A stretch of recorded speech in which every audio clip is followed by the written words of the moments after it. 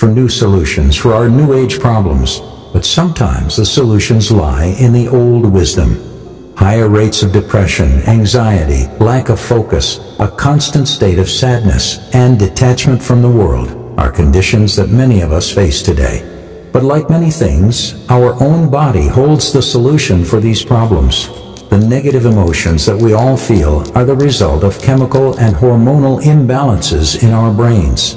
And one small organ located right in the center of our brain's two hemispheres holds the key to release our infinite potential to better ourselves. That small pea-sized organ is called the pineal gland. Scientific proof that's backing up that spiritual enlightenment comes from our pineal gland, known as the third eye, depicted as ancients as the seat of the soul. The pineal gland, it's located in the middle, down here, and it correlates to what we call the third eye. You can't see the third eye, but it's what we call the sixth sense. That means that it's seeing beyond what the five senses see. This is a secret that they've known in ancient Egypt. They know it in the Vatican. Everywhere you go in the Vatican, you see this. You remember that image of like a Buddha with the halo? There's always a halo around the Buddha's head, or Jesus. People say there's a cross behind him in that halo, but it's the beams of light. It's exactly what you can learn or remember to activate. Many ancient esoteric traditions and mystical schools knew of the potential of the pineal. The ancient Greeks believed it to be our connection to the realms of thought. Buddhists know it as a symbol of spiritual awakening. In Hinduism, the pineal connects with the third eye chakra, the seat of intuition and clairvoyance. Jesus proclaimed that the eye is the lamp of the body, so then if your eye is clear, your whole body will be full of light. Scientifically, this secretory circumventricular organ is responsible to produce melatonin, a hormone that modulates our sleep pattern. But when worked correctly, the pineal gland could lead you to a gateway between your physical and spiritual self. In many ancient scriptures and cultures, there has always been a mention of the third eye. The spot right between our two eyes holds the power to visualize the divine and sacred. This whole thing about the pineal gland or the third eye is to show us that there's a law of surrender. I can't get to that space of the sixth sense if I don't surrender what I think I know, because that keeps me in a space that doesn't allow me to know anything else. But if I want to really know the truth, I have to be mindless. And I have to be open to receive. And in that receiving space, I'm not looking at something the way I usually look at. I'm not looking at you through my five senses. I'm looking at you to know that you're part of me. From Indian scriptures to Western traditions, many sages and saints have talked about this doorway to the ultimate blissfulness. Many skeptics among us would feel this to be ancient jargon, but studies show that the pineal gland acts like a third eye. The scientific community has now established that just like our physical eyes, the pineal gland has crystal-like photoreceptors on them that absorb light and react to it. That is why tuning your sleep cycle with a natural sun pattern and staying away from bright lights after sundown elevates your mood and leads you to better overall health. So now that we know that melatonin regulates our sleep cycles and taking care of our photosensitive pineal gland will result in better health conditions, is that all our third eye is capable of? The answer is no.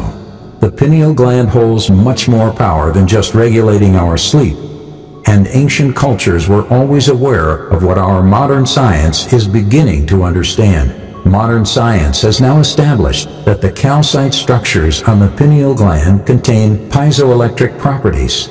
This, in simple terms, means when pressure is applied to these structures, they produce an electrical charge. If you have a little lighter and you hit the lighter and then you get that little spark that comes out, that's from a crystal being compressed. This property makes it an antenna of sorts for our brain to receive signals and adapt energy. Another property of these crystals is to act like a transducer, which means they can convert the energy received into another form.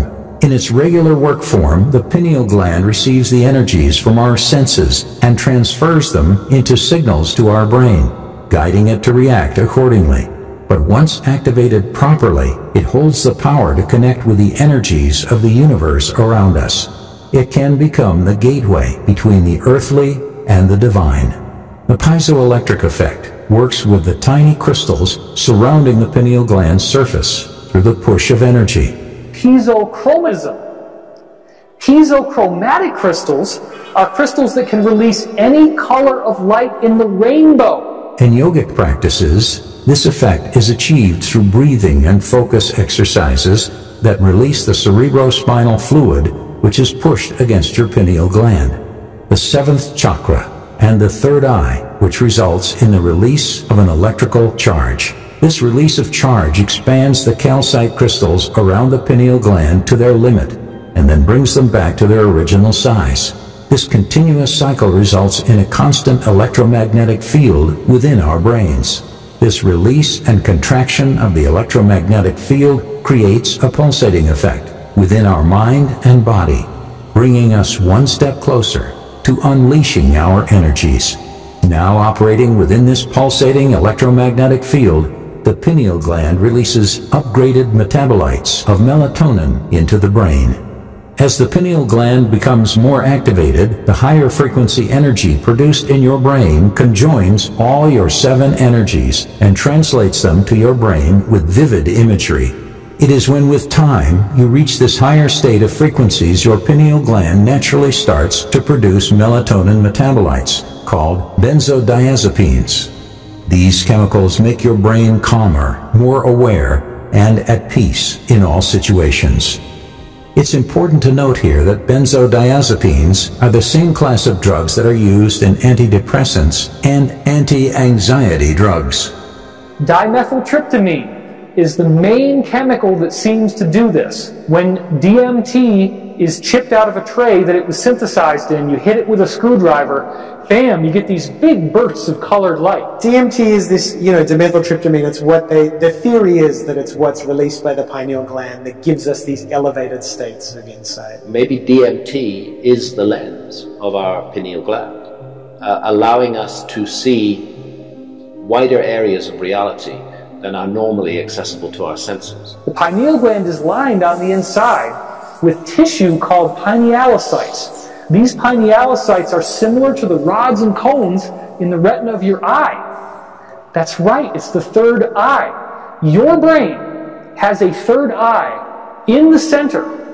With each generation surpassing its predecessor in technological advancement, with our homes getting more comfortable, our cars becoming faster, our devices becoming efficient, and our world becoming virtual, we, in this world of external abundance, are forgetting about the wealth within. We are connected to the world virtually, relying on artificial signals, yet losing the connection with our own self.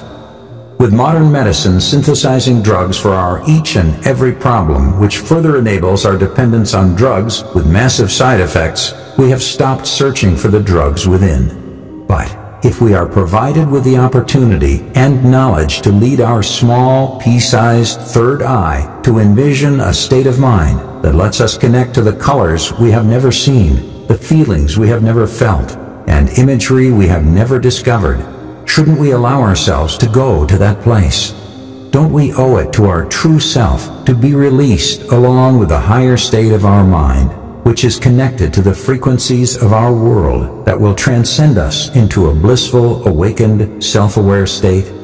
Now is the time to see the world with a new eye, with a new third eye.